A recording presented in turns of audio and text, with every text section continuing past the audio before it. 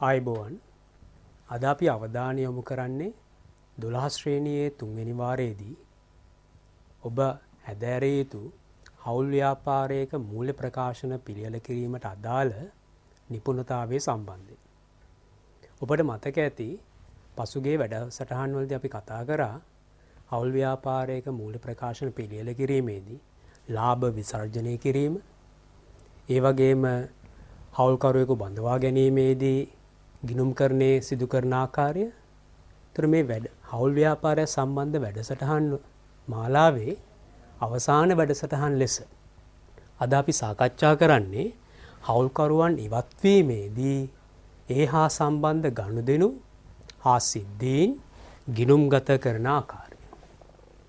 මේ අනුව අද වැඩසටහනේ අරමුණ හවුල්කරුවෙකු ඉවත්වීමේදී ඒ හා සම්බන්ධ ගනුදෙනු සිදුවී ගිණුම්ගත කරන ආකාරය අධ්‍යයනය කිරීම. මේ වැඩසටහන අවසානයේ ඔබට මේ කාරණා පිළිබඳ අවබෝධයක් පැවතිය යුතුයි. හවුල්කරුවෙකු ඉවත්වන අවස්ථාවක කීර්තිනාමය ගලපිය යුතු බව පැහැදිලි කිරීම. ඔබට මතක ඇති පසුගිය වැඩසටහනේ හවුල්කරුවෙකු බඳවා ගන්නා අවස්ථාවක කීර්තිනාමය වාර්තා කරන ආකාරය අපි අධ්‍යයනය කළා. හවුල්කරුවෙකු බඳවා ගැනීමේදී ව්‍යාපාරයේ අයිතියේ වෙනස් වීමක් සිදු වෙනවා. මේ අයිතිය වෙනස් වන සෑම අවස්ථාවකම හවුල් ව්‍යාපාරයේ කීර්තිනාමය ගිණුම් පොත්වල වාර්තා කිරීම අවශ්‍යයි. ඒතර හවුල්කරුවෙකු ඉවත්වීමත් කියන්නේ හවුල් ව්‍යාපාරයක යම් ආකාරයකට අයිතිය වෙනස් වීමක් සිදු වන අවස්ථාවක්. මේ නිසා හවුල්කරුවෙකු ඉවත් වෙන අවස්ථාවක කීර්තිනාමය ගැලපිය යුතු බව පෙන්වා දී පැහැදිලි කිරීමට ඔබට හැකියාවක් පැවතිය යුතුයි. ඒ වගේම කීර්තිනාම ගිණුමක් විවෘත නොකර කීර්තිනාමය ප්‍රාග්ධන ගිණුම් තුලින් ගැලපීම සම්බන්ධයෙන් ඔබට අවබෝධයක් පැවතිය යුතුයි. ඔබට මතක ඇති පසුගිය වැඩසටහනේ අපි සාකච්ඡා කළා හවුල්කරුවෙකු බඳවා ගැනීමේදී කීර්තිනාමය වාර්තා කරන අවස්ථාවක අපි ප්‍රාග්ධන ගිණුම් හරහා තමයි කීර්තිනාමය වාර්තා කිරීම සිදු වෙන්නේ. මේ ආකාරයෙන්ම හවුල්කරුවෙකු ඉවත්වන අවස්ථාවක කීර්තිනාමය ගැලපීම සිදුවන්නේ ප්‍රාග්ධන ගිණුම් හරහා. නමුත් ප්‍රායෝගිකව මේ කීර්තිනාමය වාර්තා කරන්න තවත් ක්‍රම තියෙනවා. සරල උදාහරණයක් සැලකුවොත් හවුල්කරුවෙකු ඉවත්වන අවස්ථාවක ව්‍යාපාරයට පුළුවන් කීර්තිනාම ගිණුමක් ආරම්භ කරන්න. කීර්තිනාමයේ වත්කමක් ලෙස සටහන් කරන්න. නමුත් ඔබගේ විෂය නිර්දේශයට අනුව ඔබ හැදෑරිය යුත්තේ මේ හවුල්කරුවෙකු ඉවත්වීමේදී කීර්තිනාමය ප්‍රාග්ධන ගිණුම් හරහා සටහන් කරන ආකාරය. ඒ වගේම කීර්තිනාමය ගැලපීමෙන් පසුව ප්‍රාග්ධන ගිණුම්වලට ඇති ශේෂවලට වන බලපෑම දැක්වීම, ඉවත්වන හවුල්කරුගේ හිමිකම් කොටස ණයක් ලෙස රඳවාගත හැකි බව පෙන්වා දීම කළ හැකි විය යුතුයි. ඒතර මේ ආකාරයෙන් මෙන්න මේ කාරණා 4 අපි අද වැඩසටහනෙන් ආවරණය කරමු. මුලින්ම අපි බලමු මේ හවුල්කරුවෙකු නැත්නම් හවුල් ව්‍යාපාරයේ අයිතිය වෙනස් වෙන ප්‍රධාන අවස්ථා දෙක. අපි පසුගිය වැඩසටහනේ සාකච්ඡා කළා හවුල්කරුවෙකු බඳවා ගැනීමේදී අයිතිය වෙනස් වෙනවා. මේ වැඩසටහනේ අපි සාකච්ඡා කරන්නේ හවුල්කරුවෙකු ඉවත්වීමේදී මේ අයිතිය වෙනස් වීම සිදුවන බව, ඒ වගේම මේ ඉවත්වන අවස්ථාවේදී ඒ හා සම්බන්ධ ගනුදෙනු සිදුවීම් වාර්තා කරන ආකාරය. බඳවා ගැනීම මෙන්ම ඉවත්වීම ගිණුම් කාල පරිච්ඡේදයේ ආරම්භය වෙන්න පුළුවන්. ගිණුම් කාල පරිච්ඡේදයේ තුලදී වෙන්න පුළුවන්. ඒ වගේම ගිණුම් කාල පරිච්ඡේදයේ අවසාන දින වෙන්න පුළුවන්. නමුත් ඔබගේ විෂය නිර්දේශයට අනුව ඔබ හැදෑරිය යුතුයි ගිණුම් කාල පරිච්ඡේදයේ ආරම්භයේදී හවුල්කරුවෙකු ඉවත්වන විට කොහොමද මේ ගිණුම් සටහන් ව්‍යාපාරයේ පොත්වල සටහන් කරන ආකාරය. ඒ වගේම ඔබ හැදෑරිය යුතුයි ගිණුම් කාල පරිච්ඡේදයේ අවසානයේදී හවුල්කරුවෙකු ඉවත් වන අවස්ථාවක ඒ හා සම්බන්ධ ගනුදෙනු සිදුවීම් ව්‍යාපාරයේ පොත්වල වාර්තා කරන ආකාරය. ඔබගේ විශේෂයේ ආවරණය වෙන්නේ මෙන්න මේ කොටස. ගිණුම් කාල පරිච්ඡේදය තුල හවුල්කරුවෙකු ඉවත් වන අවස්ථාවක ඒ හා සම්බන්ධ ගනුදෙනු සිදුවීම් වාර්තා කරන ආකාරය. ඔබ හැදෑරිය යුතුයි ආරම්භයේදී හවුල්කරුවෙකු ඉවත් වන අවස්ථාව, ඒ වගේම ගිණුම් කාල පරිච්ඡේදයේ අවසානයේ හවුල්කරුවෙකු ඉවත් වන අවස්ථාවක ඒ හා සම්බන්ධ ගනුදෙනු සිදුවීම් ව්‍යාපාරයේ පොත්වල වාර්තා කරන ආකාරය.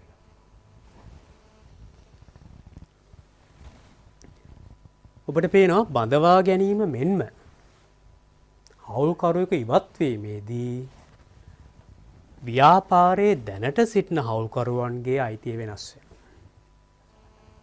ඒ වගේම හවුල්කරු ඉවත් වූ දිනෙන් පසුව අපි සලකනවා නව හවුල් ව්‍යාපාරයක් ආරම්භ වන බව. මේ කාරණා දෙක ඉතා පැහැදිලිව ඔබ අධ්‍යයනය කළ යුතුයි. අපි සරල උදාහරණයක් සැලකුවොත් තිදෙනෙක් සිටින ව්‍යාපාරයක එක් හවුල්කරුවෙකු ඉවත් වීම නිසා ඒ ව්‍යාපාරයේ අයිතිකරුවන් දෙදෙනෙකු බවට පත් වෙනවා. මේ මගින් ව්‍යාපාරයේ අයිතියේ වෙනස් වීමක් සිදු වෙනවා. ඒ වගේම මේ ඉවත් වූ දිනෙන් පසුව අපි ගිණුම්කරණයේ සලකනවා නව හවුල් ව්‍යාපාරයක් ආරම්භ වූ ලෙස.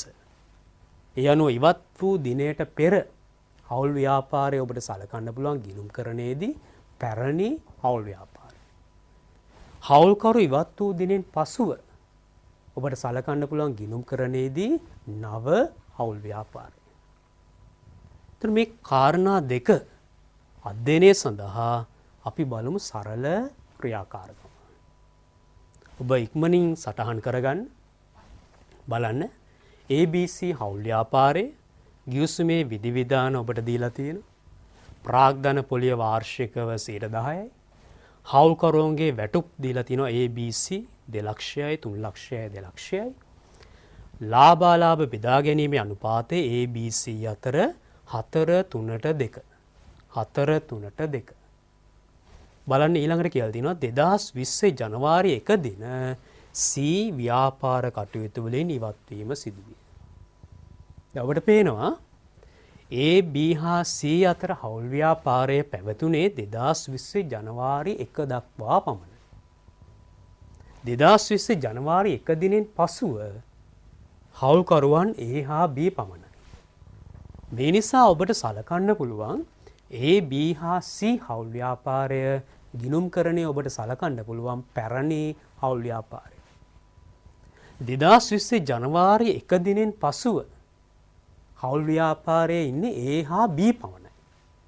මේ නිසා අපිට සලකන්න පුළුවන් ගිණුම්කරණයේදී 2020 ජනවාරි 1 දිනෙන් පසුව පවතින A B හවුල් ව්‍යාපාරය නව හවුල් ව්‍යාපාරය. මේ පැරණි හවුල් ව්‍යාපාරයේ ගිවිසුමේ මේ ආකාරයෙන් කොන්දේසි සඳහන් වෙනවා. ඔබට කියන්න පුළුවන් මේ කොන්දේසි පැරණි හවුල් ගිවිසුමේ කොන්දේසි. ඔබට පේනවා පැරණි හවුල් ගිවිසුමේ කොන්දේසි ප්‍රාග්ධන පොලිය 10%යි වාර්ෂික වැටුප් ABCට 2 ලක්ෂයයි 3 ලක්ෂයයි 2 ලක්ෂයයි. පැරණි ගිවිසුම අනුව ලාභාලාභ බෙදා ගැනීම අනුපාතය 4-3-2. අපිට සලකන්න පුළුවන් මේ කොන්දේසි පැරණි හවුල් ව්‍යාපාර ගිවිසුමේ කොන්දේසි. දැන් අපි බලමු C ඉවත් වීම සමග නව හවුල් ව්‍යාපාර ගිවිසුමේ කොන්දේසි. බලන්න C ගේ ඉවත් වීමෙන් පසුව A හා B අතර ඇති වූ නව හවුල් ව්‍යාපාර ගිවිසුමේ විධිවිධාන දීලා තියෙනවා. බලන්න ප්‍රාග්ධන පොලේ වෙනසක් නැහැ. පැරණි ගිවිසුමේ 10%යි නව ගිවිසුමේ 10%යි. හවුල්කරුවන්ගේ වැටුප් නව ගිවිසුමේ සඳහන් වෙන්නේ A හා B ගේ වැටුප් පමණයි. නව ගිවිසුමේ බලන්න A හා B ගේ වැටුප් පමණයි. ඒ වගේම විශේෂයෙන් ලාභාලාභ බෙදා ගැනීමේ අනුපාතය. බලන්න පැරණි ගිවිසුමට අනුව ලාභාලාභ බෙදා ගැනීමේ අනුපාතය 4-3-2. නව ගිවිසුමට අනුව බලන්න ලාභාලාභ බෙදා ගැනීම අනුපාතයේ A හා B අතර 5:4. බලන්න හවුල් ව්‍යාපාරයේ අයිතියේ වෙනස් වීමත් සමග හවුල්කරුවන් අතර ලාභාලාභ බෙදා ගැනීම අනුපාතය වෙනසක් සිදු වෙනවා. සමහර හවුල්කරුවන්ට වැඩි ලාභ ප්‍රමාණයක් වැඩි ලාභ අනුපාතයක් ලැබෙන්න පුළුවන් පැරණි ගිවිසුමට සාපේක්ෂව. ඒ වගේම සමහර අවස්ථාවලදී හවුල්කරුවන්ට ලැබෙන ලාභයේ අඩුවීමක් ලාභ අනුපාතයේ අඩුවීමක් සිදු වෙන්න පුළුවන්.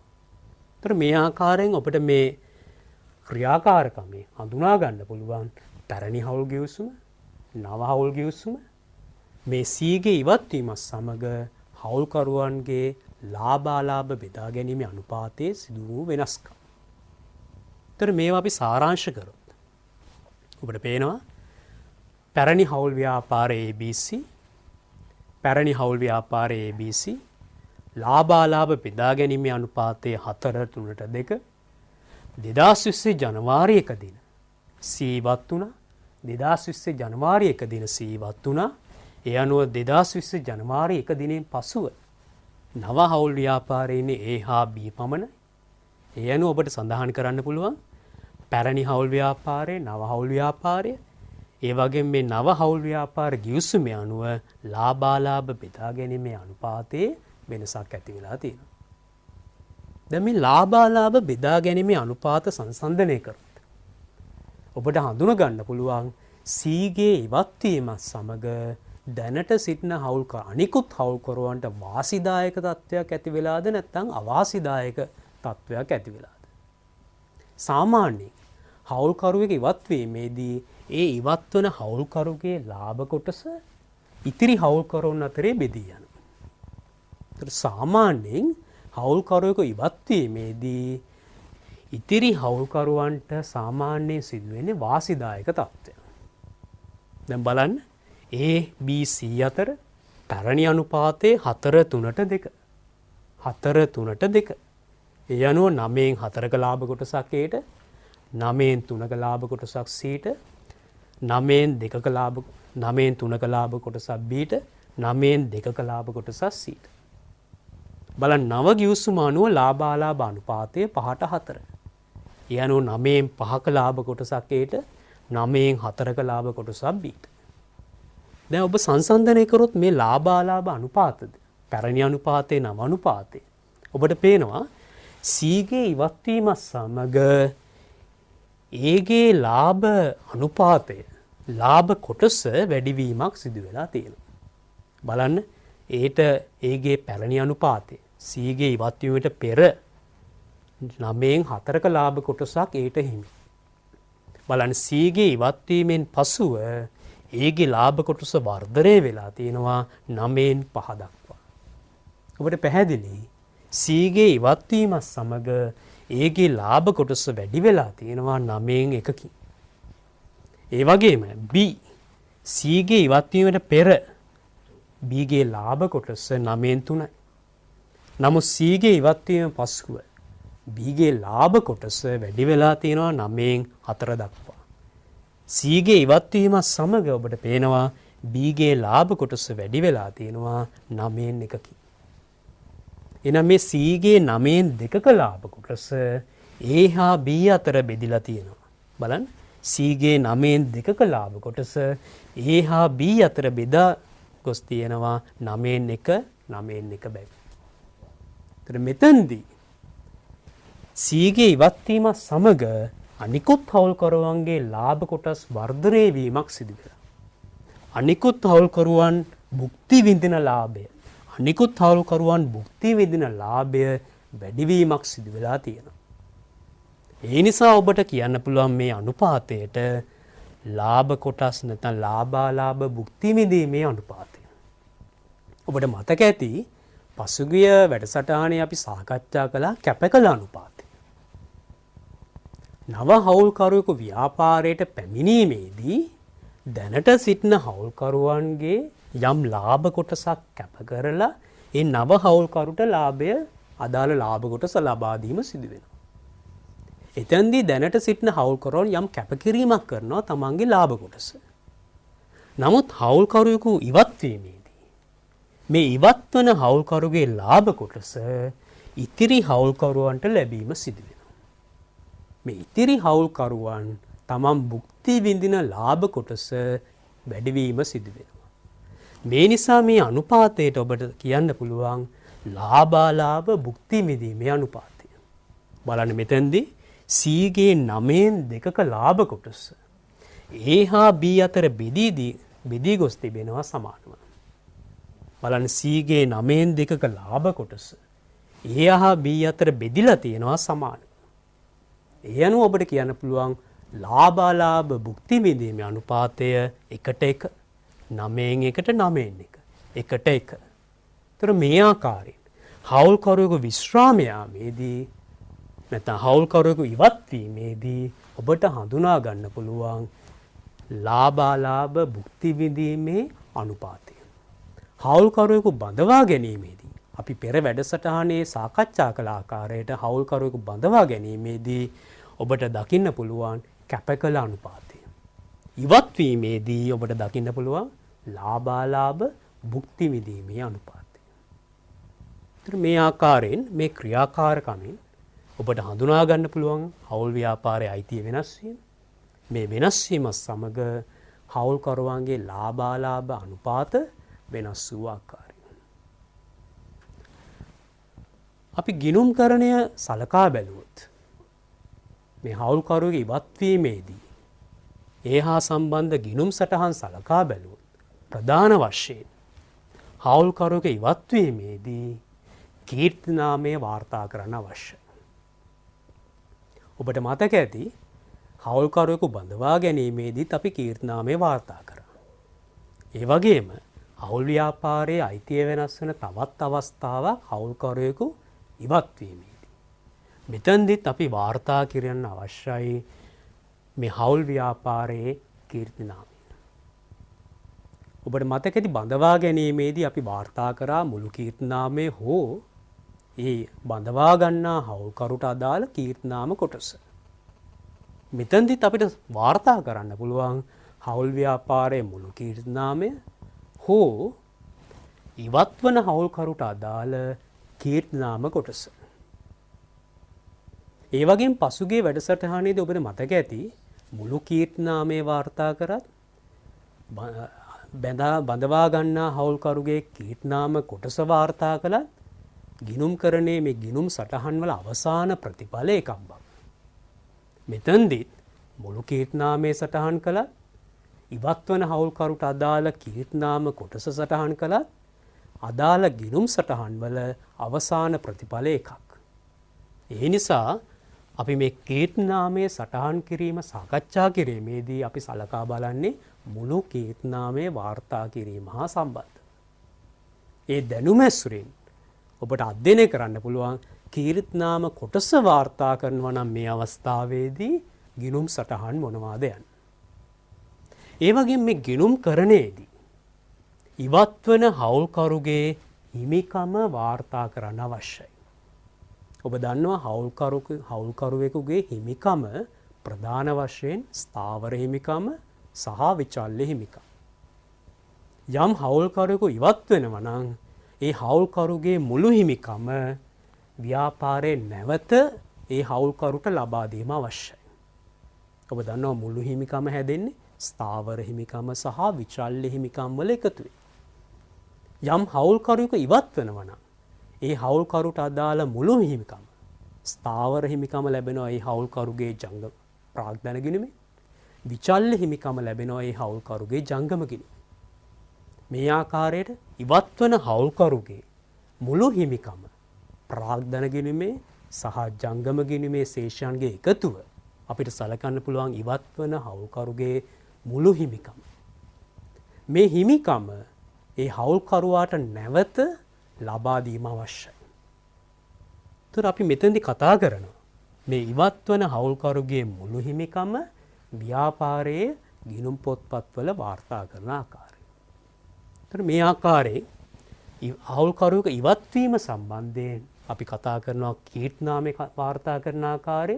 ඒ වගේම ඉවත් වන හවුල්කරුගේ මුළු හිමිකම ගිණුම් පොත්වල වාර්තා කරන ආකාරය. මුලින්ම අපි බලමු කීර්තිනාමය වාර්තා කරන ආකාරය. පසුගිය වැඩසටහනේ අපි අධ්‍යයනය කරා මොකද්ද මේ කීර්තිනාමය කියන්නේ. ඒ වගේම ව්‍යාපාරික කීර්තිනාමයේ ගොඩනැගෙන ආකාරය. ඒ වගේම අපි අධ්‍යයනය කළා මේ කීර්තිනාමය වාර්තා කිරීමේ අවශ්‍යතාවය. ඒතර මෙතෙන්දී බලන්න මුළු කීර්තිනාමය වාර්තා කිරීමේදී බලන්න දිත්ව සටහන. මුළු කීර්තිනාමය වාර්තා කිරීමේදී පෙර පරිදිමයි. හවුල්කරුවෙකු බඳවා ගැනීමේදීත් මුළු කීර්තිනාමය වාර්තා කරනකොට මේ දිත්ව සටහනමයි ඔබට ලැබෙන්නේ. ඔබට මතක ඇති හවුල්කරුවෙකු බඳවා ගැනීමේදී මුළු කීර්තිනාම වටිනාකම නම් වාර්තා කරන්නේ හවුල්කරුවන්ගේ ප්‍රාග්ධන ගිණුම් හර නව අනුපාතයට, හවුල්කරුවන්ගේ ප්‍රාග්ධන ගිණුම් බැර පැරණි අනුපාතයට. හවුල්කරුවෙකු ඉවත් වීමේදී මුළු කීර්තිනාමයේ අගය නම් සටහන් කරන්නේ එතෙන්දිත් එම සටහනමයි. හවුල්කරුවන්ගේ ප්‍රාග්ධන ගිණුම් හර නව අනුපාතයට, හවුල්කරුවන්ගේ ප්‍රාග්ධන ගිණුම් බැර පැරණි අනුපාතයට. ඔබට ඉතා සරලව දැන් අවබෝධ කරගන්න පුළුවන්. කීර්තිනාමයේ සටහන් කිරීමේදී ඔබ මුළු කීර්තිනාමයේ සටහන් කරත්, ඉවත් වන හෝ බඳවා ගන්නා හවුල්කරුට අදාළ කොටස සටහන් කරත් ලැබෙන අවසාන ප්‍රතිඵලය එකයි.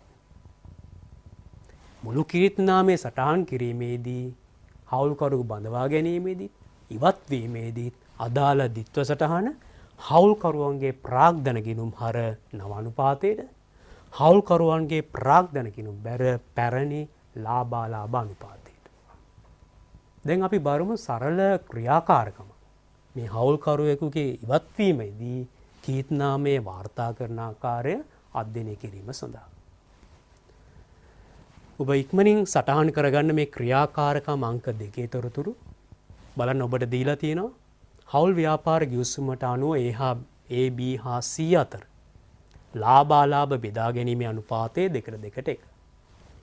2020 ජනවාරි 1 දින C හවුල්කරු ව්‍යාපාර කටයුතු වලින් ඉවත් වීම සිදුවිය.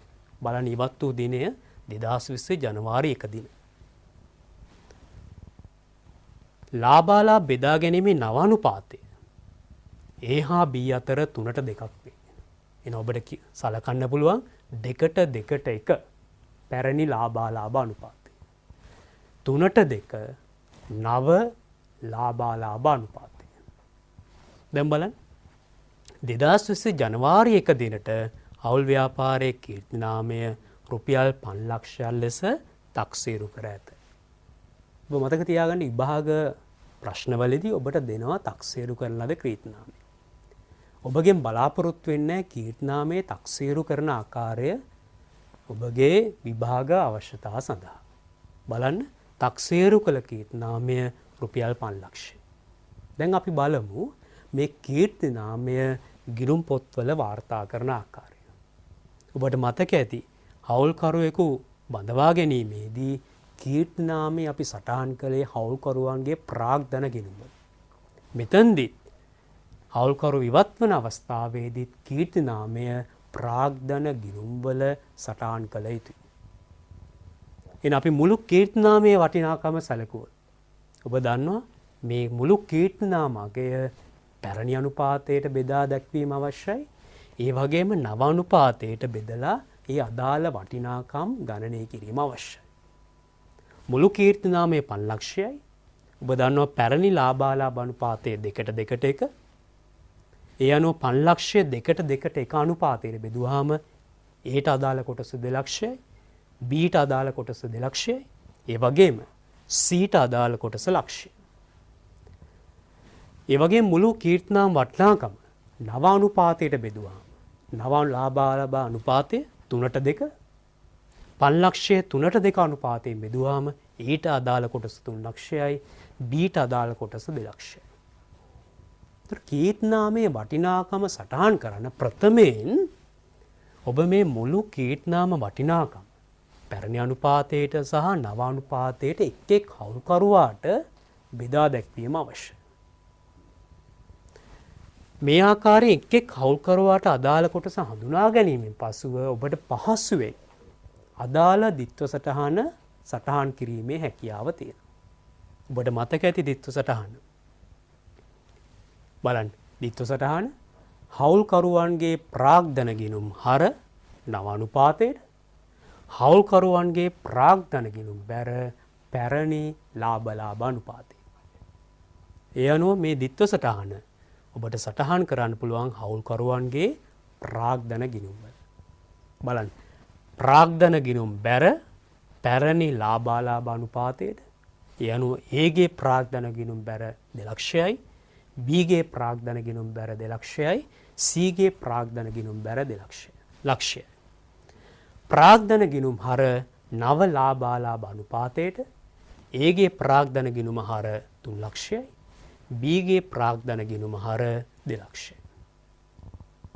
බලන්න මේ ආකාරයෙන් ඉතා පහසුවෙන් ඔබට අවබෝධ කරගන්න පුළුවන් හවුල් ව්‍යාපාරයක කීර්තිනාමය සටහන් කරන ආකාරය. ඔබගේ විශේෂ අනුව ඒ ඉතාමත් සරලයි. කීර්තිනාමය සටහන් කිරීමේදී මම නැවත මතක් කරොත් ප්‍රධාන වශයෙන් ක්‍රම දෙකක් තියෙනවා. ඔබට සටහන් කරන්න පුළුවන් මුළු කීර්තිනාමය හෝ බඳවා ගන්නා හෝ ඉවත් වන හවුල්කරුට අදාළ කීර්තිනාම කොටස. මුළු කීර්තිනාමය සටහන් කරනවා නම් බඳවා ගැනීමේදී හෝ වේවා ඉවත් වීමේදී හෝ වේවා සටහන ප්‍රාග්ධන ගිණුම් බැර පැරණි අනුපාතයට ප්‍රාග්ධන ගිණුම් හර නව අනුපාතයට. ප්‍රාග්ධන ගිණුම් බැර පැරණි අනුපාතයට ප්‍රාග්ධන ගිණුම් හර නව අනුපාතයට. මේ ගිණුම් සටහන ඔබට අනුගමනය කරන්න පුළුවන් හවුල්කරුවෙකු බඳවා ගැනීමේදී ඒ වගේම හවුල්කරුවෙකු ඉවත් වීමේදී. කීර්තිනාම කොටස වාර්තා කරනවා නම් බඳවා ගැනීමේදී ඔබ ලබාගත යුතුයි ගණනය කළ යුතුයි බඳවා ගන්නා හවුල්කරුට අදාළ කොටස. ඉවත් වීමේදී ඔබ ගණනය කළ යුතුයි ඉවත් වන හවුල්කරුට අදාළ කොටස. මේ කොටස වාර්තා කරත් මුළු කීර්තිනාමය වාර්තා කළත් මේ ගිණුම් වල සමස්ත බලපෑම මේ ප්‍රාග්ධන ගිණුමේ ඇතිවන ශුද්ධ බලපෑම එකයි. ඒ නිසා විභාග ප්‍රශ්නවලදී ඔබට තීරණය කරන්න පුළුවන් නම් මුළු කීර්තිනාමයේ හෝ කොටස වාර්තා කරන්න. ඔබ ඉතා පහසුවෙන් ඔබට තෝරගන්න පුළුවන් මුළු කීර්තිනාමයේ වාර්තා කිරීම. මුළු කීර්තිනාමයේ ප්‍රාග්ධන ගිණුම් බැර පැරණි අනුපාතයට ප්‍රාග්ධන ගිණුම් හර නව අනුපාතයට. අපි බලමු තවත් ක්‍රියාකාරකමක්. මේ ක්‍රියාකාරකමේ අරමුණ හවුල්කරුවක ඉවත් වීම හා සම්බන්ධ කීර්තිනාමයට අමතරව ඉවත් වන හවුල්කරුට අදාළ හිමිකම් කොටස සටහන් කරන ආකාරයක් දෙන එකේ. අපි දැන් දන්නවා කීර්තිනාමයේ සටහන් කරන ආකාරය. නමුත් හවුල්කරුවක ඉවත් වීමේදී කීර්තිනාමයට අමතරව ඉතා වැදගත් ගිණුම් කරණයේදී මේ ඉවත් වන හවුල්කරුට අදාළ හිමිකම් කොටස හඳුනා ගැනීම. ඉවත් වන හවුල්කරුට අදාළ හිමිකම් කොටස ඔබ දන්නවා ස්ථාවර හිමිකම සහ විචල්්‍ය හිමිකම. ස්ථාවර හිමිකම ඔබට ලබා ගන්න පුළුවන් ඉවත් වන හවුල්කරුගේ ප්‍රාග්ධන ගිණුම් ශේෂය. විචල්්‍ය හිමිකම ඔබට හඳුනා ගන්න පුළුවන් ඉවත් වන හවුල්කරුගේ ජංගම ගිණුම පරිශීලනය කිරීම තුලින්.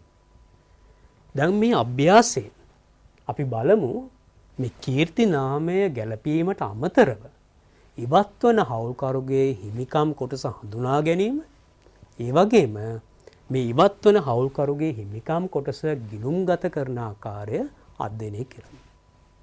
ඔබ ඉතා ඉක්මනින් මේ ක්‍රියාකාරකමේ තොරතුරු සටහන් කරගන්න මාත් එක්ක මේ ක්‍රියාකාරකම ඔබට පුහුණු වෙන්න පුළුවන්. බලන්න XYZ හවුල් ව්‍යාපාර ගිවිසුමට අනුව හවුල්කරුවන්ට 5% ප්‍රාග්ධන පොලී ලැබෙන අතර ලාභාලාභ බෙදා ගැනීමේ අනුපාතය 5-3-2 වේ.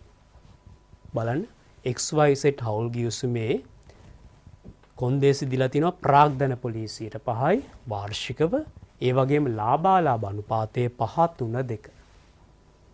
ඒ වගේම ඔබට දීලා තියෙනවා 2019-12-31 දින ඉසෙට් ව්‍යාපාර කටයුතු වලින් ඉවත් වීම සිදු වේ. බලන්න XYZ හවුල්කරුවන් 30 දෙනෙක් සිටින මේ ව්‍යාපාරයේ ඉසෙට් ව්‍යාපාර කටයුතු වලින් ඉවත් වෙලා තිනවා 2019-12-31. අපි තාම දන්නේ නැහැ මේ ගිණුම් වර්ෂයේ ආරම්භයේද ගිණුම් වර්ෂයේ අවසානයේ. අපි ඉදිරියේදී බලමු 2019-12-31 ගිණුම් වර්ෂයේ ආරම්භය නැත්නම් අවසාන අවස්ථාව.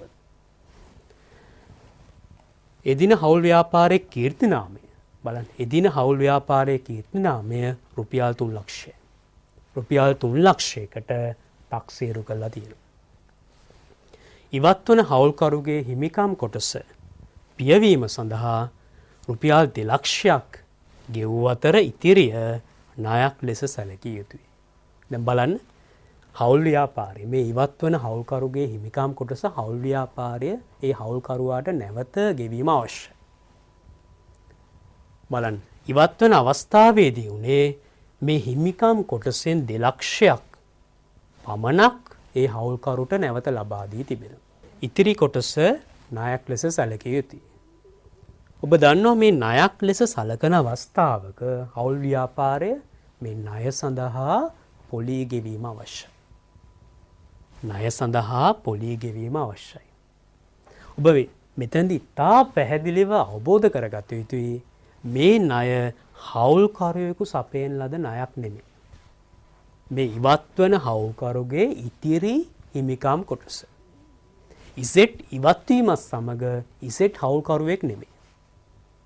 එනම් මේ ඉසෙට් හවුල්කරුගේ ඉතිරි හිමිකම් කොටස ව්‍යාපාරයේ ණයක් ලෙස සලකනවා. මේ ණය මුදල බාහිර පාර්ශ්වයකින් ලබාගත් ණය මුදලක් හා සමානයි. ඔබ ඉතා පැහැදිලිව අවබෝධ කර ගැනීම අවශ්‍යයි. මේ ඉසෙට්ගේ ඉවත්වීමත් සමග ඉසෙට් හවුල්කරුගේ ඉවත්වීමත් සමග ඉසෙට් බාහිර පාර්ශ්වයේ බවට පත් වෙනවා. එහෙනම් මේ ඉසෙට්ට අදාළ ඉතිරි හිමිකම් කොටස ව්‍යාපාරයේ ණයක් ලෙස සලකනවා නම් එහෙනම් ඒ හවුල්කරුවෙකු සපයන ලද ණය මුදලක් නෙමේ යම් බාහිර පාර්ශ්වයක්. මේ බාහිර පාර්ශ්වයක් ව්‍යාපාරයට සපයන ලද ණය මුදලක්. ඒ වගේම ඔබට මේ ක්‍රියාකාරකමේ දීලා තියෙනවා. බලන්න ලාභ අලාභ බෙදා ගැනීමේ අනුපාතය x සහ y අතර 6:4යි. එහෙනම් නව ගිවිසුම අනුව ලාභ අලාභ අනුපාතය 6:4යි. ගිණුම් වර්ෂයේ ආරම්භයේ බලන්න ගිණුම් වර්ෂයේ ආරම්භයේ 2019 1 දින. අපි නැවත බැලුවොත් ක්‍රියාකාරකමේ පළවෙනි කොටස් කිහිපය 2019 12:31 දින ඉසෙට් ව්‍යාපාර කටයුතු වලින් ඉවත් වුණා. ගිණුම් වර්ෂයේ ආරම්භය 2019 1 දින. එහෙනම් ඉසෙට් ව්‍යාපාර කටයුතු වලින් ඉවත් වෙලා තියෙන ගිණුම් වර්ෂයේ අවසානයේදී. ගිණුම් වර්ෂයේ අවසානයේදී. බලන්න ඔබට දීලා තියෙනවා. ගිණුම් වර්ෂයේ ආරම්භයේදී ප්‍රාග්ධන හා ජංගම ගිණුම් ශේෂයන්. බලන්න ප්‍රාග්ධන ගිණුම් ශේෂ එක් හවුල්කරුවාට දීලා තියෙනවා. ඒ වගේම ජංගම ගිණුම් ශේෂ එක් හවුල්කරුවාගේ ජංගම ගිණුම් ශේෂ. බලන්න සියලුම ශේෂ බැර ශේෂ. සියලුම ජංගම ගිණුම් ශේෂයන් බැර ශේෂයන්. ඒ වගේම ඔබට දීලා තියෙනවා 2019 12:31 අවසාන වර්ෂය සඳහා ව්‍යාපාරයේ ශුද්ධ ලාභය. ව්‍යාපාරයේ ශුද්ධ ලාභය 2,90,000යි. 2,90,000යි. තුරු මම මේ ක්‍රියාකාරකමේ තොරතුරු සාරාංශ කරොත් ප්‍රධාන කරුණු ඉසෙට් හවුල් ව්‍යාපාරයෙන් ඉවත් වෙලා තියෙනවා ගිණුම් වර්ෂයේ අවසානයේදී. ඉසෙට් හවුල් ව්‍යාපාරයෙන් ඉවත් වෙලා තියෙනවා ගිණුම් වර්ෂයේ අවසානයේදී. මේ ඉසෙට්ගේ මුළු හිමිකම මේ ඉවත් වන දිනේදී හවුල් ව්‍යාපාරයේ පියවීමක් කරලා නැහැ. මේ මුළු හිමිකමෙන් රුපියල් 2 ලක්ෂයක් පමණක් හවුල් ව්‍යාපාරයේ ඉසෙට්ට ලබා දීලා තිබෙනවා. ඉතිරි කොටස හවුල් ව්‍යාපාරයේ තීරණය කරලා තියෙනවා ණයක් ලෙස සලකන. මෙතනදී ඉතා වැදගත් මේ ණය මුදල හවුල්කරුවෙකු ව්‍යාපාරයේ ලබා දුන් ණය මුදලක් නෙමේ යම් බාහිර පාර්ශ්වයක්. ඉසෙට් ඉවත් වීමත් සමග ඉසෙට් බාහිර පාර්ශ්වයක් බවට පත් වෙනවා. එහෙනම් යම් බාහිර පාර්ශ්වයක් ව්‍යාපාරයට ලබා දුන් ණය මුදල. ඒ අනුව මෙතනදී මේ බාහිර පාර්ශ්වය විසින් ලබා දුන් ණය මුදල සඳහා 24 වන වගන්තිය අදාළ වෙන්නේ. බොහොම ඉතා පැහැදිලිව මතක තබා ගන්න 24 වන වගන්තිය අදාළ වෙන්නේ හවුල්කරුවෙකු ව්‍යාපාරයට සපයන ලද ණය සඳහා 5% පොලියක් ගෙවිය යුතු බව. මෙතෙන්දී ඉසෙට් බාහිර පාර්ශ්වයක් බවට පත් වෙනවා. ඉසෙට් ගේ ණය මුදල අපි සැලකිය යුතුයි බාහිර පාර්ශ්වයක් ව්‍යාපාරයට ලබා දුන් ණය මුදලක් ලෙස. දැන් අපි මේ ක්‍රියාකාරකමේ තොරතුරු භාවිතේ ඔබ පිළියෙල කරන්න අවශ්‍යයි හවුල්කරුවන්ගේ ප්‍රාග්ධන සහ ජංගම ගිණුම්. මෙතෙන්දී ඔබට එන ගැටලුවක් මේ ලාභය විසර්ජනය කිරීමේදී ඔබ ජංගම ගිණුම පිළියෙල කිරීම සඳහා ලාභයේ විසර්ජනය කිරීම අවශ්‍යයි. ඔබට එන ප්‍රධාන ගැටලුව මේ ලාභයේ විසර්ජනය කිරීමේදී අපි යොමු වෙන්නේ පැරණි ගිවිසුමටද නව හවුල් ව්‍යාපාර ගිවිසුමටද? බලන්න ඉසෙට් ව්‍යාපාරයෙන් ඉවත් වුණේ ගිණුම් වර්ෂයේ අවසානයේදී. මේ නිසා ගිණුම් වර්ෂයේ අවසානයේ දක්වා ව්‍යාපාරයේ පැවතුනේ පැරණි හවුල් ව්‍යාපාර ගිවිසුම. නව හවුල් ව්‍යාපාර ගිවිසුම ආරම්භ වුණේ මේ ගිණුම් වර්ෂයේ අවසාන දිනෙන් පසුව. ඒ අනුව මේ ලාභය විසර්ජනය කළ යුත්තේ පැරණි හවුල් ව්‍යාපාර ගිවිසුමට අනුව. එහෙනම් අපි යොමු විය යුතුයි මේ පැරණි හවුල් ව්‍යාපාර ගිවිසුමට. දැන් බලන්න පැරණි හවුල් ව්‍යාපාර ගිවිසුමේ කොන්දේසි. අපි බලන්න අවශ්‍යයි දැන් පැරණි හවුල් ව්‍යාපාර ගිවිසුම. බලන්න පැරණි ගිවිසුම X, Y සහ Z අතර පැරණි ගිවිසුමට අනුව බලන්න 5%ක ප්‍රාග්ධන පොලි, වාර්ෂිකව 5%ක ප්‍රාග්ධන පොලි, හවුල් වේතන ගැන සඳහනක් නැහැ. හවුල් ගිවිසුමේ යම් කාරණයක් පිළිබඳ සඳහනක් නැත්තම්, යම් කරුණක් පිළිබඳ අවධාරණය කළා නැත්තම් අපි යොමු වෙන්න අවශ්‍යයි හවුල් ආඥා 524 වෙනි වගන්තිය. 24 වෙනි වගන්තිය සඳහන් වෙනවා හවුල්කරුවන් හවුල් ව්‍යාපාරයට සේවය කිරීම තුළින් වේතන ලබා ගැනීමට හිමිකමක් නැහැ. ඒ අනුව හවුල්කරුවන්ට වැටුප් වේතන ලැබීමට හිමිකමක් නැහැ. ඒ වගේම ලාභ අනුපාතය 5-3-2. ලාභ අනුපාතය 5-3-2. ඒතර මේ ආකාරයට පැරණි ගිවිසුමේ සඳහන් වෙනවා 5%ක ප්‍රාග්ධන පොලි සහ ලාභ අනුපාතය 5-3-2. දැන් අපි මුලින්ම ගණනය කරමු ප්‍රාග්ධන පොලි. හවුල්කරුවන්ගේ ප්‍රාග්ධන ශේෂයන් ඔබට පේනවා ප්‍රාග්ධන ශේෂයන් 8 ලක්ෂයයි 4 ලක්ෂයයි 8 ලක්ෂයයි 6 ලක්ෂයයි 4 ලක්ෂයයි. ඒ අනුව ප්‍රාග්ධන පොලි 5%යි. 8 ලක්ෂයට 5%ක්, 6 ලක්ෂයට 5%ක් සහ 4 ලක්ෂයට 5%ක්. ඔබට ගණනය කරන්න පුළුවන් ප්‍රාග්ධන පොලි. ඒ අනුව X ගේ ප්‍රාග්ධන පොලිය 40000යි, Y ගේ ප්‍රාග්ධන පොලිය 30000යි, Z ගේ ප්‍රාග්ධන පොලිය 20000යි. එහෙනම් ව්‍යාපාරයේ ලාභේ කොටසක් හවුල්කරුවන්ට බෙදා හරින්න පුළුවන් මේ ආකාරයෙන් ප්‍රාග්ධන පොලි ලෙස. දැන් අපි බලමු මේ ලාභ විසර්ජන ප්‍රකාශනය පිළියෙල කරන ආකාරය. එහෙනම් ව්‍යාපාරයේ ලාභය 2,90,000යි. මේ ලාභය බෙදා හරින ආකාරය. මේ ලාභ විසර්ජන කිරීමේ සටහන් කළ යුතුයි. ව්‍යාපාරයේ ලාභය 2,90,000යි. ලාභය බෙදා හරින ආකාරය හවුල් ගිවිසුමට අනුව ප්‍රාග්ධන පොලි සහ ලාභ කොටස්. ප්‍රාග්ධන පොලි අපි ගණනය කළා. X 40000යි, Y 30000යි, Z 20000යි. ඒ අනුව මුළු ප්‍රාග්ධන පොලිය 90000යි. 2,90,000ක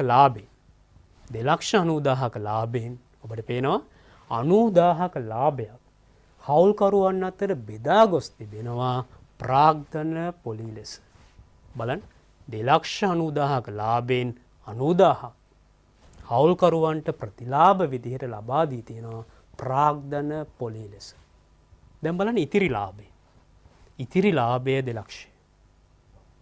හවුල් ගිවිසුම අනුව හවුල්කරුවන්ට වැටුප් ගෙවීමක් නැහැ. ඒ අනුව ඉතිරි ලාභය හවුල්කරුවන් අතර බෙදා හරින්න අවශ්‍යයි ලාභ කොටස් විදියට. බලන්න ලාභ කොටස්. මේ 2,00,000 ලාභ කොටස් ලෙස බෙදනකොට අපි සලකා බලන්න අවශ්‍යයි ලාභ බෙදා ගැනීමේ අනුපාතය.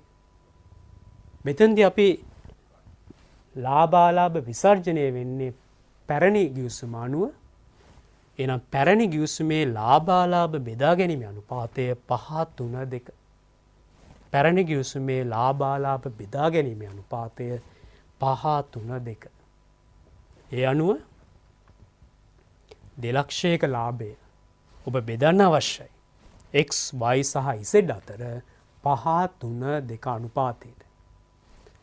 ඔබට ලැබෙනවා Xගේ ලාභ කොටස ලක්ෂයයි, Yගේ ලාභ කොටස 60,000යි සහ Zගේ ලාභ කොටස 40,000යි. මේ ආකාරයෙන් ඔබ ප්‍රථමයෙන් පිළියෙල කරන්න අවශ්‍යයි ව්‍යාපාරයේ ලාභය හවුල්කරුවන් අතර බෙදී ගොස් ඇති ආකාරය.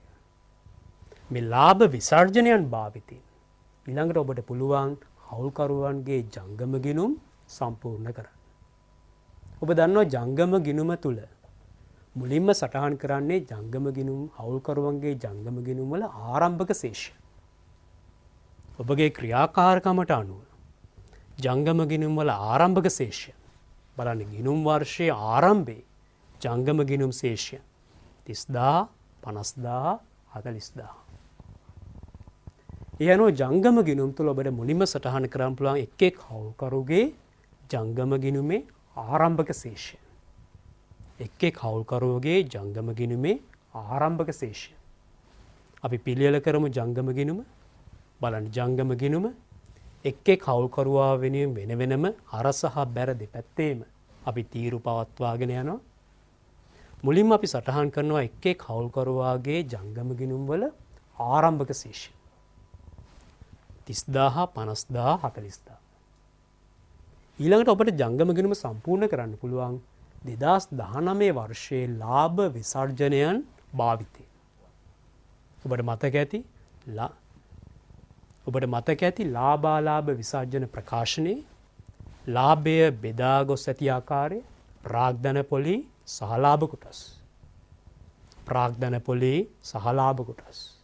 අපි ද්විත්ව සටහන සැලකුවොත් ප්‍රාග්ධන පොලි ලාභාලාභ විසර්ජන ගිණුම හර හවුල්කරුවන්ගේ ජංගම ගිණුම් බැර. ලාභ කොටස් ලාභාලාභ විසර්ජන ගිණුම හර හවුල්කරුවන්ගේ ජංගම ගිණුම් බැර. ඒ අනුව හවුල්කරුවන්ගේ ජංගම ගිණුම් බැර ප්‍රාග්ධන පොලි හවුල්කරුවන්ගේ ජංගම ගිණුම් බැර ප්‍රාග්ධන පොලි 40,000යි 30,000යි 20,000යි. ඒ වගේම ලාභ කොටස් හවුල්කරුවන්ගේ ජංගම ගිණුම් බැර Aට ලක්ෂයයි Xට ලක්ෂයයි Yට 60,000යි Zට 40,000. මේ ආකාරයෙන් එක් එක් හවුල්කරුවාට අදාළ ප්‍රතිලාභයන් ඔබට සටහන් කරන්න පුළුවන් එක් එක් හවුල්කරුවාගේ ජංගම ගිණුම තුල. අපගේ ක්‍රියාකාරකම අනුව හවුල්කරුවන්ගේ ගැනිලි මේ වර්ෂය තුල සිදු වෙලා නැහැ. ඒ අනුව ඔබට ගණනය කරන්න පුළුවන් එක් එක් හවුල්කරුවාට අදාළ විචල්්‍ය හිමිකම් අගය. ඔබ බැලුවොත් හවුල්කරු X ගේ ආරම්භක ශේෂය 30,000යි ප්‍රාග්ධන පොලි 40,000යි ලාභ කොටස් විදිහට Xට ලැබුණ ලක්ෂය. එහෙනම් Xගේ මුළු විචල්්‍ය හිමිකම 1,70,000යි. මේ 1,70,000 Xගේ ජංගම ගිණුමේ බැර ශේෂය. ඔබට පේනවා Xගේ ජංගම ගිණුමේ බැර ශේෂය. Xගේ විචල්්‍ය හිමිකම රුපියල් 1,70,000යි.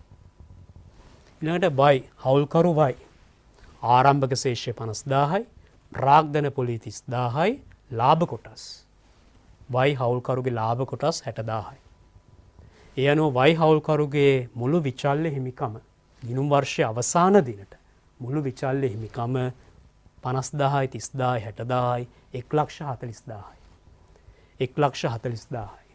මේ 1,40,000 Y හවුල්කරුගේ ජංගම ගිණුමේ බැර ශේෂය.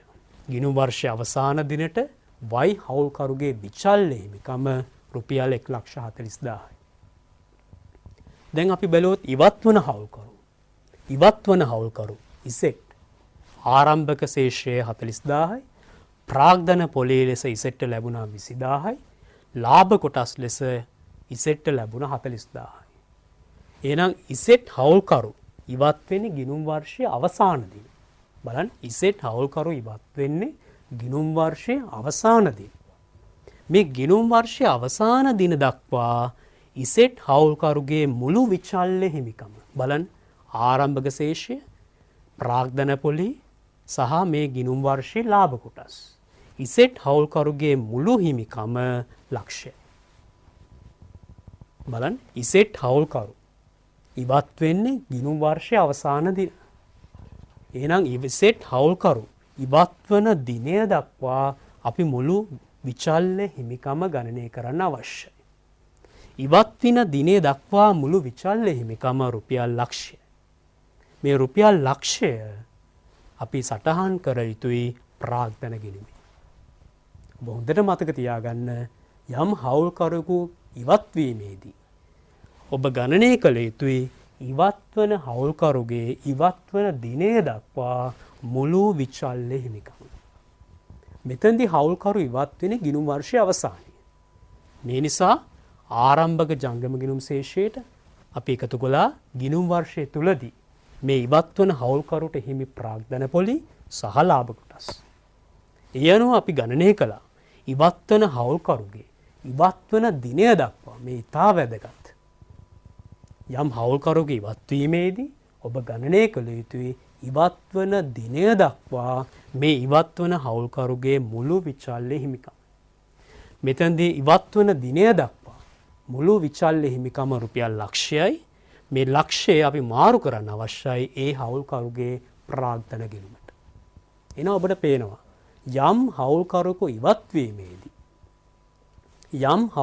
ඉවත්වීමේදී ඉවත්වන හවුල්කරුගේ මුළු විචල්්‍ය හිමිකම ඉවත්වන දිනය දක්වා ප්‍රාග්ධන ගිණුමට මාරු කළ යුතුයි. ඒ හවුල්කරුගේ ප්‍රාග්ධන ගිණුමට මාරු කර යුතුයි. එහෙනම් දිත්ව සටහන ජංගම ගිණුම හර ඉවත්වන හවුල්කරුගේ ජංගම ගිණුම හර ප්‍රාග්ධන ගිණුම බැර. ඉවත්වන හවුල්කරුගේ ජංගම ගිණුම හර ඉවත්වන හවුල්කරුගේ ප්‍රාග්ධන ගිණුම බැර. එහෙනම් පළමු සටහන හවුල්කරුවෙකු ඉවත්වීමට අදාළ ඉවත්වන හවුල්කරුගේ හිමිකමට අදාළ පළමු සටහන ඉවත්වන හවුල්කරුගේ මුළු විචල්්‍ය හිමිකම අපිට ලබා ගන්න පුළුවන් ඒ හවුල්කරුගේ ජංගම ගිණුම හරහා. මේ මුළු විචල්්‍ය හිමිකම අපි මාරු කළ යුතුයි ඒ හවුල්කරුගේ ප්‍රාග්ධන ගිණුමට. ඉවත්වන හවුල්කරුගේ ජංගම ගිණුම හර ප්‍රාග්ධන ගිණුම බැර. ජංගම ගිණුම හර ප්‍රාග්ධන ගිණුම බැර. දැන් අපි බලමු මේ ආකාරයෙන් ඔබ සම්පූර්ණ කරා හවුල්කරුන්ගේ ජංගම ගිණුම්. ශේෂයන් සටහන් කරන්නේ ව්‍යාපාරයේ ඉතිරි හවුල්කරුවන්ගේ ඉවත්වන හවුල්කරුගේ ජංගම ගිණුම් ශේෂය අපි මාරු කරා ප්‍රාග්ධන ගිණුමට. දැන් අපි බලමු හවුල්කරුවන්ගේ ප්‍රාග්ධන ගිණුම් පිළියෙල කරන ආකාරය. එහෙනම් ජංගම ගිණුම් ආකාරයෙන් මුලින්ම ඔබ සටහන් කළ යුතුයි ප්‍රාග්ධන ගිණුම් වල ආරම්භක ශේෂය. ඔබගේ ක්‍රියාකාරකම අනුව ආරම්භක ශේෂයන් දීලා තියෙනවා බලන්න 8 ලක්ෂයයි 6 ලක්ෂයයි 4 ලක්ෂයයි. ඒ වගේම ඉවත්වන හවුල්කරුගේ මුළු විචල්්‍ය හිමිකම අපි මාරු කරා ජංගම ගිණුමෙන් ප්‍රාග්ධන ගිණුමට.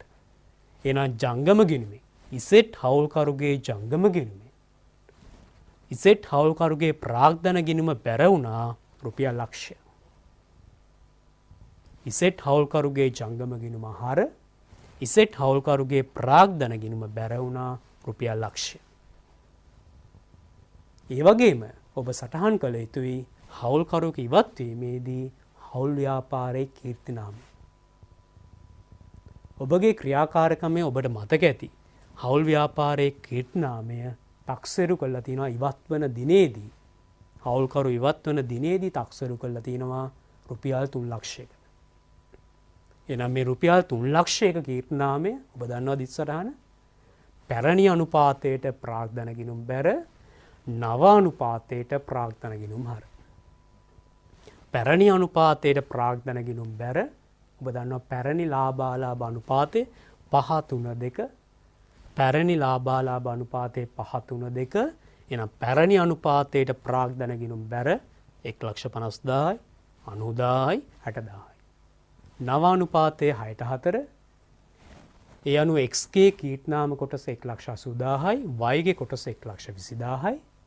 ඒ අනුව පැරණි අනුපාතයට ප්‍රාග්ධන ගිණුම් බැර නව අනුපාතයට ප්‍රාග්ධන ගිණුම් හර. ඒතර මේ ආකාරයෙන් හවුල්කරු ඉවත් වීමේදී ඔබට සටහන් කරන්න පුළුවන් ව්‍යාපාරයේ කීර්තිනාම. දැන් ඔබට පුළුවන් මේ හවුල්කරුවන්ගේ ප්‍රාග්ධන ගිණුම් ශේෂ කරන්න. අපි Xගේ ප්‍රාග්ධන ගිණුම් බැලුවොත් ආරම්භක ශේෂය 8 ලක්ෂයයි. කීර්තිනාමයේ විදිහට 1,50,000ක් ප්‍රාග්ධන ගිණුම බැර වෙලා ඒ වගේම ප්‍රාග්ධන ගිණුම හර වෙලා Xගේ ප්‍රාග්ධන ගිණුම හර වෙලා කීර්තිනාමයේ 1,80,000යි. ඒ අනුව Xගේ ප්‍රාග්ධන ගිණුමේ අවසාන ශේෂය ඔබට පේනවා 7,70,000යි. 7,70,000යි. ඊළඟට Yගේ ප්‍රාග්ධන ගිණුම ආරම්භක ශේෂය 6 ලක්ෂයයි. කීර්තිනාම කොටස බැර වෙලා තියෙනවා 90,000. ඒ වගේම Yට අදාළ කීර්තිනාම කොටස හර වෙලා තියෙනවා. නව අනුපාතයට හර වෙලා තියෙනවා 1,20,000. ඒ අනුව Yගේ ප්‍රාග්ධන ගිණුමේ අවසාන ශේෂය 5,70,000යි. Yගේ ප්‍රාග්ධන ගිණුමේ අවසාන ශේෂය 5,70,000යි. ඊළඟට විශේෂයෙන් වැදගත් මේ ඉවත්වන හවුල්කරුගේ ප්‍රාග්ධන ගිණුම. බලන්න ඉවත්වන හවුල්කරුගේ ප්‍රාග්ධන ගිණුමෙන් පෙන්වන්නේ ඉවත්වන හවුල්කරුගේ ස්ථාවර හිමිකම් කොටස. මේ ඉතා පැහැදිලිව ඔබ අවබෝධ කරගත යුතුයි. බලන්න ඉවත්වන හවුල්කරුගේ ස්ථාවර හිමිකම් කොටස ගිණුම් වර්ෂය ආරම්භයේදී 4 ලක්ෂය. ඒ වගේම කීර්තිනාමය බැර වුණා 60,000යි. එහෙනම් ඉවත්වන හවුල්කරුගේ මුළු ස්ථාවර හිමිකම් කොටස ඉවත්වන දිනය දක්වා මුළු ස්ථාවර හිමිකම් කොටස ආරම්භක ශේෂය එකතු කිරීම මේ ඉවත්වන හවුල්කරුගේ කීර්තිනාම කොටස ආරම්භක ශේෂය එකතු කිරීම ඉවත්වන හවුල්කරුගේ කීර්තිනාම කොටස 60,000. එහෙනම් ඉවත්වන දිනය දක්වා ඉවත්වන හවුල්කරුගේ මුළු ස්ථාවර හිමිකම් කොටස 4,60,000 4,60,000යි. ඒ වගේම ඔබට මතක ඇති ජංගම ගිණුමෙන් ඉවත්වන හවුල්කරුගේ ජංගම ගිණුමේ ශේෂය අපි ගෙනාව ප්‍රාග්ධන ගිණුමට. එහෙනම් ඉවත්වන හවුල්කරුගේ විචල්්‍ය හිමිකම් කොටස ඉවත්වන දිනය දක්වා රුපියල් ලක්ෂය. බලන්න ස්ථාවර හිමිකම 4,60,000යි. ඉවත්වන හවුල්කරුගේ විචල්්‍ය හිමිකම ලක්ෂයයි. ඒ අනුව ඉවත්වන දිනය දක්වා ඉවත්වන හවුල්කරුගේ මුළු හිමිකම ස්ථාවර හිමිකම එකතු කිරීම විචල්්‍ය හිමිකම 5,60,000යි. ඒතර මේ ආකාරයෙන් ඔබට ගණනය කරන්න පුළුවන් ඉවත්වන දිනය දක්වා ඉවත්වන හවුල්කරුගේ මුළු හිමිකම 5,60,000යි. දැන් මේ මුළු හිමිකම ව්‍යාපාරය පියවීම අවශ්‍යයි. ව්‍යාපාරයේ මේ හිමිකම් කොටස නැවත ඒ ඉවත්වන හවුල්කරුට ලබා දීම අවශ්‍යයි. බලන්න මේ ලබා දුන් ආකාරය. ඔබට මතකයි ක්‍රියාකාරකම තුළ සඳහන් වෙනවා ඉවත්වන හවුල්කරුගේ හිමිකම් මුළු හිමිකමේ කොටසක් පියවීම සඳහා රුපියල් 2,00,000ක් ලබා දුන්නා. එහෙනම් 5,60,000න් කොටසක් පියවුවා ව්‍යාපාරය. ඉවත්වන දිනේදී කොටසක් පියවුවා ව්‍යාපාරය. එහෙනම් 5,60,000න් 2,00,000ක කොටසක් පියවුවා. ඉතිරි කොටස 3,60,000යි. ඉතිරි කොටස ඔබට පේනවා 3,60,000යි. එහෙනම් මේ 3,60,000 ව්‍යාපාරයේ ණයක් ලෙස සැලකිය යුතුයි. එහෙනම් ව්‍යාපාරයේ ණය 3,60,000යි. ඉවත්වන හවුල්කරුට අදාළ ව්‍යාපාරයේ ණය මුදල 3,60,000යි. එහෙනම් මේ 3,60,000 ඔබ මාරු කළ යුතුයි ඉවත්වන හවුල්කරුගේ නමින් ණය ගිණුමට. බලන්න දිස්සටහන ප්‍රාග්ධන ගිණුම හර 3,60,000යි. Xගේ නමින් ණය ගිණුම බැර 3,60,000යි. ප්‍රාග්ධන ගිණුම හර 3,60,000යි. ණය ගිණුම Z බැර 3,60,000යි. මේ ආකාරයෙන් ඔබට සටහන් කරන්න පුළුවන් ඉවත්වන හවුල්කරුට අදාළ හිමිකම් කොටසට අදාළ ගිණුම් සටහන්. ඒ අනුව අද වැඩසටහනේ අපි සාකච්ඡා කළා ඔබගේ විශේෂදේශයේ නිපුණතා මට්ටම 10/5ට අදාළ හවුල්කරුවන් ඉවත්වීමේදී ඒ හා සම්බන්ධ ගනුදෙනු සිදුවීම් වාර්තා කරන ආකාරය. මේදී ප්‍රධාන වශයෙන් අපි අවධානය යොමු කළේ කීර්තිනාමය වාර්තා කිරීම, ඒ වගේම ඉවත්වන හවුල්කරුගේ හිමිකම් කොටස වාර්තා කරන ආකාරය. ඒ අනුව අපි අද අවසන් කළා මේ හවුල් ව්‍යාපාර ගිණුම් කරන්නට අදාළ සියලුම විශේෂකයන්. අද වැඩසටහනේ අපි සම්පූර්ණ කරා මේ නිපුණතා මට්ටම් අංක 10 5ට අදාළ විශේෂකය. මේ වැඩසටහන් ඔබ නැවත නරඹන්න පුළුවන් channel NIE YouTube නාලිකාවෙන්. හමුවෙමු තවත් වැඩසටහනකින්. ආයුබෝවන්.